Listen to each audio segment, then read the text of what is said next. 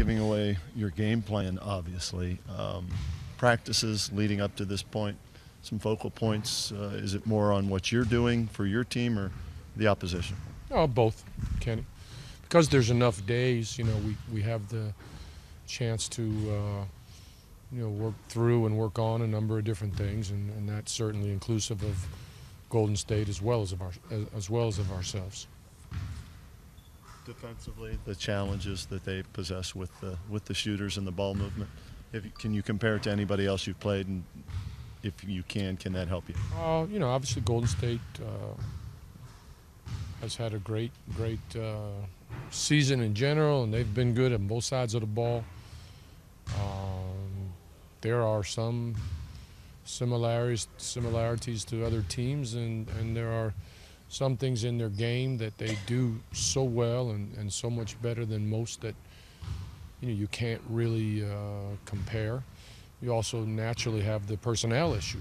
They have players that other teams don't have, and that's certainly part of the preparation. Have you spoken to Steve Kerr since you guys are locked into the finals? I have not. No. But I think I'm going to see him. How are you guys doing health-wise, injury-wise? Pretty good. We're still working through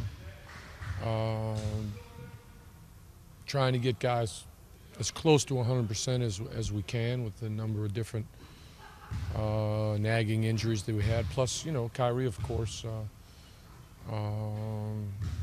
We're hoping to help him to come into the series in the best possible way. He's still not where he was prior to his foot and knee issues, but slowly but surely he's making some progress. Why do you think the chemistry came together so quickly for you guys after you made the trade? It seemed like it was almost instantaneous.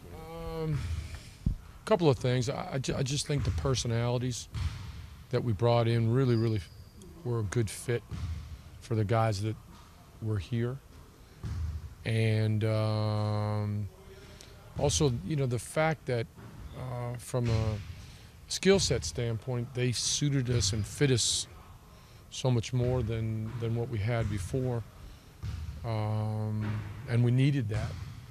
And quickly we began to win games and more games and more games, and that winning breeds chemistry too.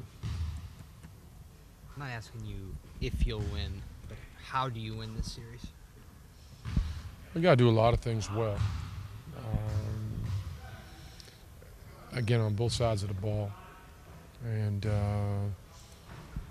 we've shown we have the capability to play different kinds of basketball. And we've shown we have the capability to play in series environments. And that we have a lot of guys that are committed to winning here and to doing whatever it takes to win. And I think in a nutshell, that's the key. Has Kyrie going to go through a full practice course? Most parts of it. Most parts. He's still not 100%, but he's making some progress. Able to take contact? Moderate. Is his foot not an issue now? It's mostly just the knee. I think it's more so the knee than the foot, but he's just not 100% yet. Shumpert, is he participating fully? He's participating, and we're doing everything we can to continue to monitor his situation with the groin, and that kind of injury takes time to totally heal. But he's doing pretty well. Are you surprised that he hasn't been affected that much by the groin injury? I am, particularly in the very beginning, because he stretched it pretty good, and that's a tough injury to have. But he's a tough kid, really a tough kid, and he played through a lot of pain and a lot of with a lot of lack of mobility, and he just he fought through it and gave us a terrific series and a half, even with the injury issue.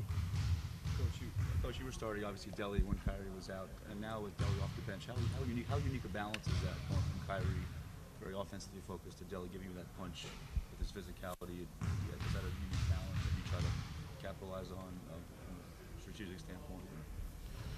Well, number one, hopefully we'll be able to start Kyrie. I haven't said that yet. But Delly's the kind of guy that you can throw into any situation.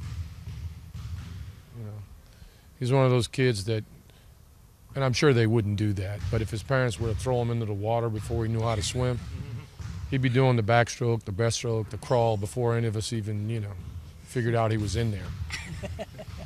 He's that kind of kid, so whatever we need him to do, he'll be ready to do. I don't think anyone would argue Golden State deserves credit for what they've done and being a favorite, but with what you guys have done, would you think ever that you would have LeBron James on your team and you'd go into the finals as an underdog?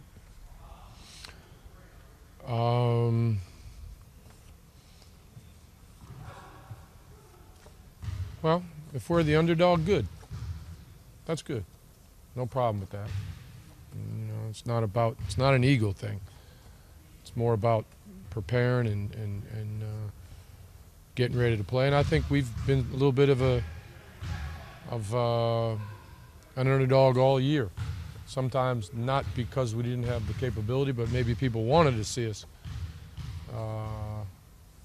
not do as well as we've done. And in other cases, maybe like this one, people see us as the underdog. But we're in finals, and we belong here without question. So we're gonna show up on Thursday, I promise you. Coach, how many people have reached out to you since you made the finals? Was there anybody you were maybe surprised to hear from or just hadn't heard from in a long time? Like, you want a number, Tobias? You want like a specific number? Because you asked like how many. So I mean, like a range, Coach. Have reached out to me. Reminds me of a funny joke. Like if I were to stand here for about a half hour and you were to keep asking me and I wouldn't answer, finally you'd say, "Why don't you answer me?" I'd say, "I'm still counting." A lot of people, this is an exciting time. This is the NBA Finals, and because I'm a little older than most of you, I know a lot of people. So I've been getting a lot of contact, both expected and unexpected, and it's great. It's a great way to,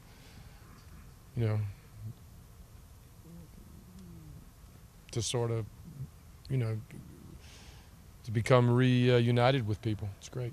What's your biggest challenge, Coach, in this series as the head coach of this team? Well, I'm coaching a great team and a great group of guys. And just like from day one, my job and my challenge is to help them be the best that they can be and help them get to where they want to go.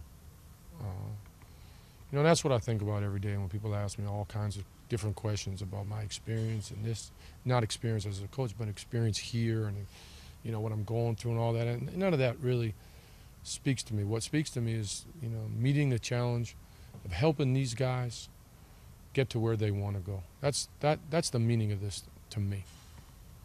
David, when you win an NBA Finals here or a major pro sports title here, you can or may hear from the president. When you won the EuroLeague Joe, title, don't get ahead of yourself, listen, man. You're like getting way ahead of yourself. No, you don't even know what I'm saying yet. Okay. When you won the EuroLeague but title I feel where last it's year, going, did you hear from Netanyahu last year? Yes, I did, and I heard from him the other day. That's exactly what I was. Yes, I did. Yeah. Was I way ahead of myself? So I've been fortunate enough to hear from the Prime Minister of Israel, from the then President, Prime Minister of Russia, and nothing I'd like better than to hear from Obama. Yes, that's true. But I wasn't even asking that. But could and I'd sort of covered all the bases now, wouldn't I? So you said you just heard from Netanyahu. By the way, I know the president's sister. She's married to my former teammate at Princeton. She went to Princeton. So, and I actually had the opportunity to meet her a million years ago. But from Netanyahu though the other day, what did he have to say? What was that conversation like? He said all Israel's behind the Cavaliers. That was great. Coach, one more question about Delly. You and him started in Vegas Summer League last year. Only you two on that team. Yep. How special is it to now be here, knowing that you guys were kind of in the beginning stages of your career in some ways together? I tell you, he, you know, if he was the first guy that I was going to run into in terms of what it was going to be like to coach with the Cavaliers or in the NBA, I was a happy camper. Because he's the kind of guy you want to coach. You know, he really is. I don't know what you call it, a killer instinct or a will to win, but you guys seem to be kind of off the charts on that. Where do you think that comes from? Well, we got some winners on our team. You know, old number 23, he's won a few games. And James Jones, this is his 5th final in a row. And Mike Miller's a champion, and Kendrick Perkins is a champion, and Sean Marion is a champion, and Brendan Hayward is a champion. You know, these are guys that have been there and know what it's about. So I think you could say it would come from that.